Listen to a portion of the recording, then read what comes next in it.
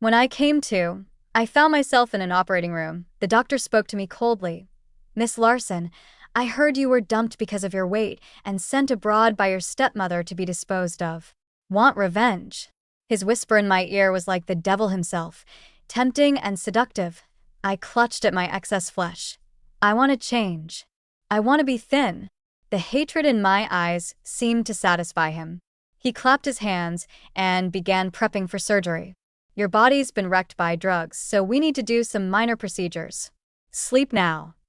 For some reason, looking into his eyes made me feel incredibly safe. 3 days later, I stared at my oversized body in the mirror, covered in bandages, wishing I could grab a knife and end my stepmother right then and there. Stay calm. Don't cry. "It'll mess with your recovery," he said. I pushed down my emotions and looked at him. "Why are you helping me?" He chuckled softly. "Let's just say I can't stand people like them either." His eyes were striking, almond-shaped with a sharp glint.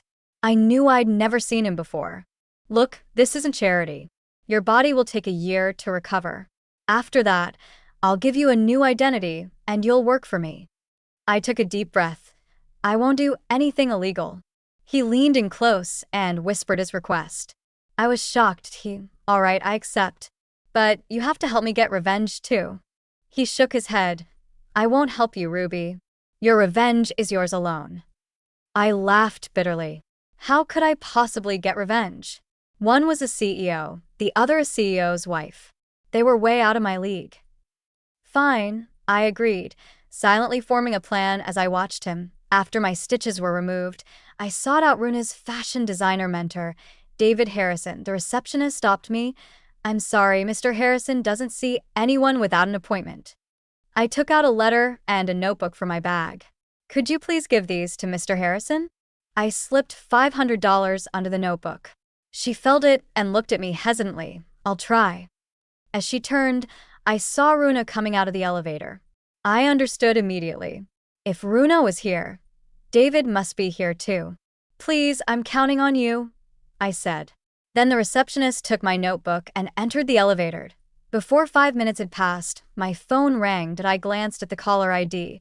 It was David. "Hello? Who is this?" I answered. The person on the other end seemed too excited to speak, just laughing. The call ended without them saying a word. Shortly after, the receptionist came down to escort me upstairs. There, I saw David gazing at my notebook as if it were a priceless treasure.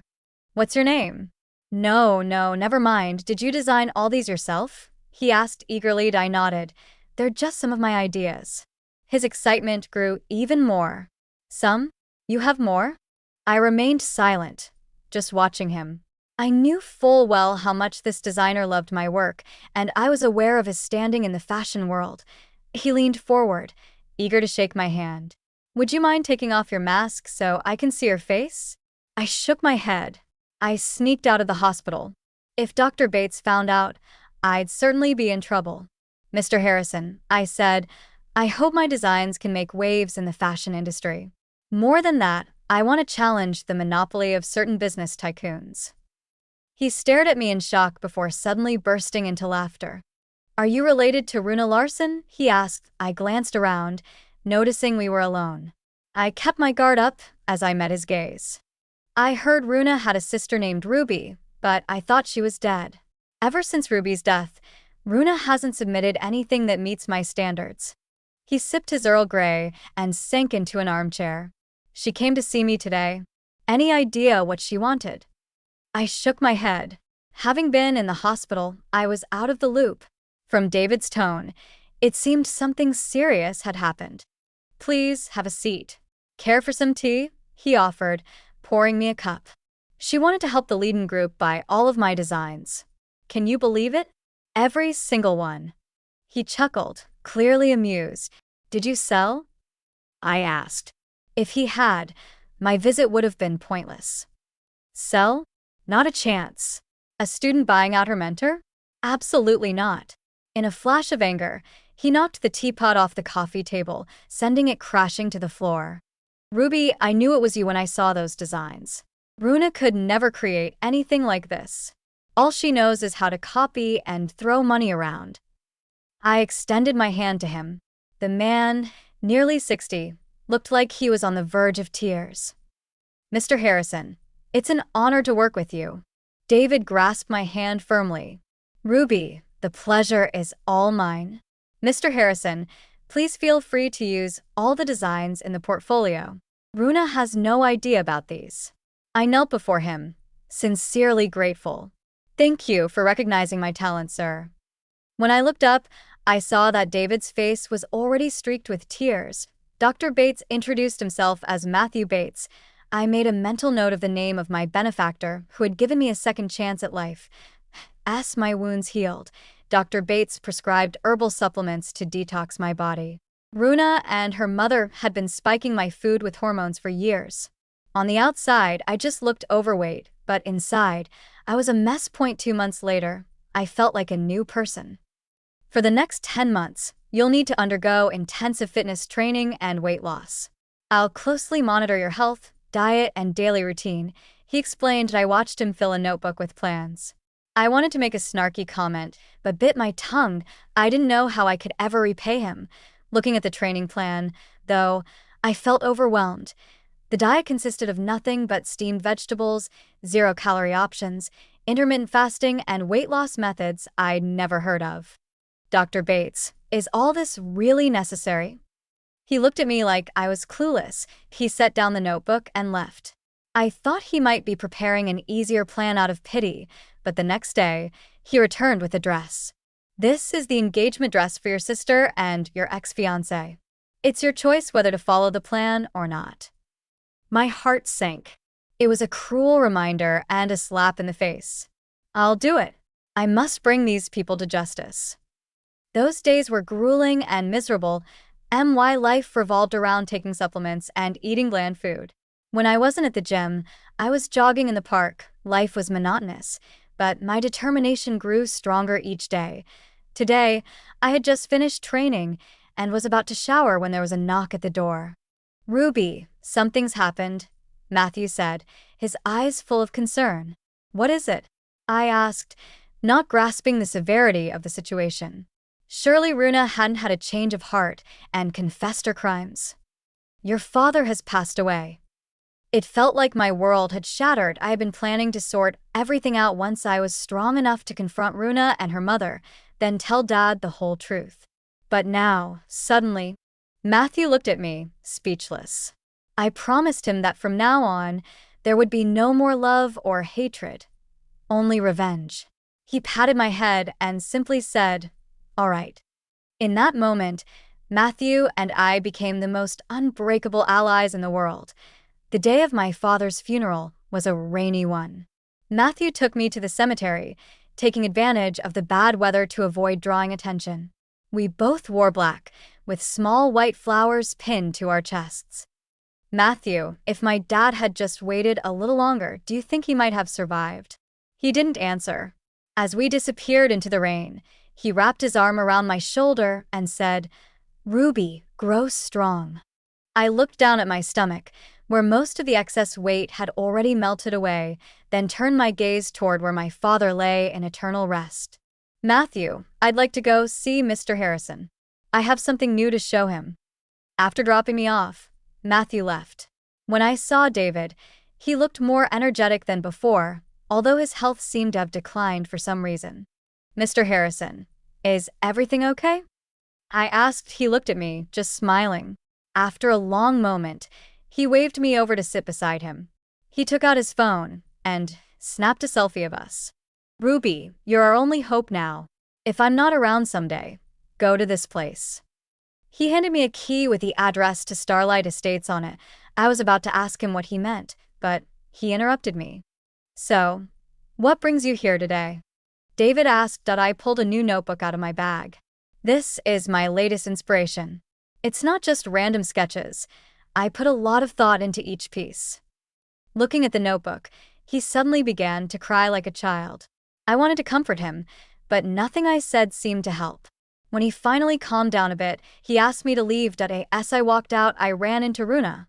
A sixth sense told me that something was about to go down, so I quietly slipped off my high heels and followed her at a distance. Luckily, Runa wasn't very good at noticing when she was being tailed. Once she stepped into the office, the atmosphere grew intense. "Mr. Harrison, I respect you. That's why I still regard you as my mentor. But if you're dead set on opposing us, think carefully.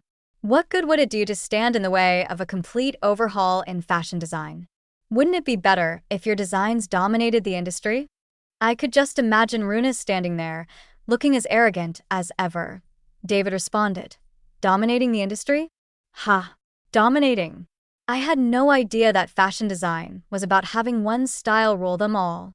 He continued, "Runa, besides copying others, what else can you do? I was blind to ever accept you as my student. Go on, leave. I don't want to see you anymore." Furious, Runa stormed out and called her husband, my former fiancé, Anton Leeden, before leaving. "Anton, things aren't looking good with David Harrison," she said. I couldn't hear what he said on the other end, but I caught Runa's shocked response. "What?" "Get rid of him."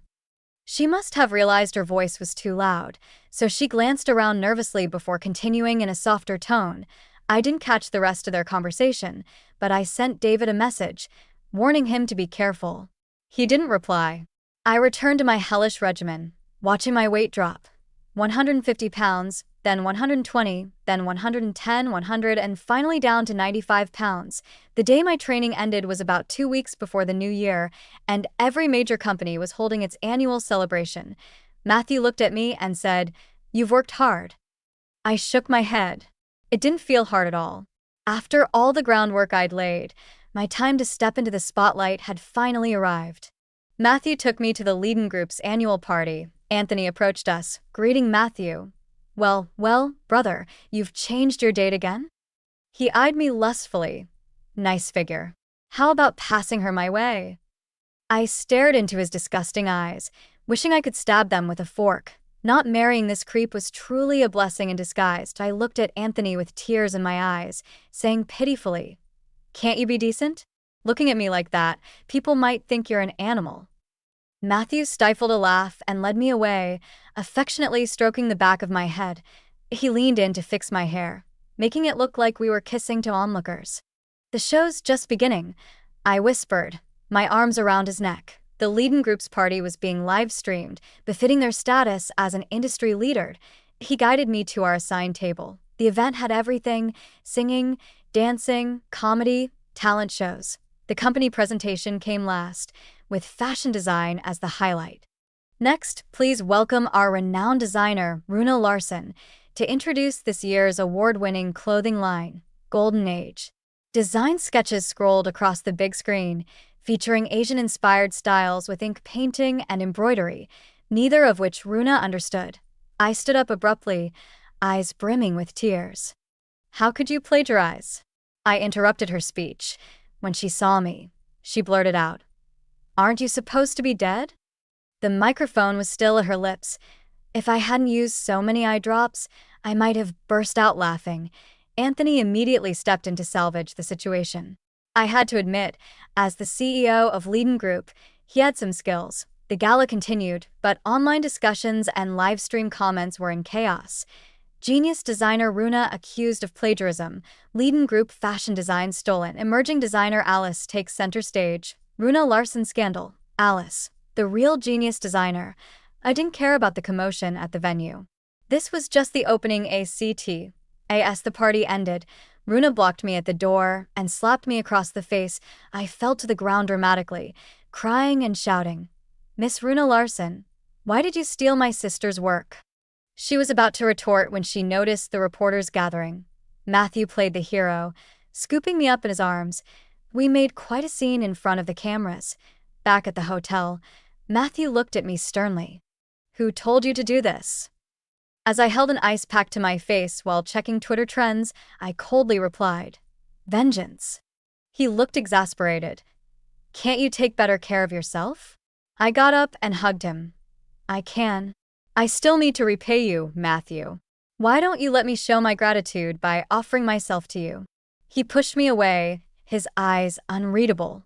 As I expected, he left, The trending topics changed to Runa Larson loses her cool, Matthew Bates, knight in shining armor, Leiden Group gala drama unfolds. Far down the list was a topic. Leiden Group accused of tax fraud. Few people noticed, but some did. Matthew, I hope you enjoy the gift I've sent you.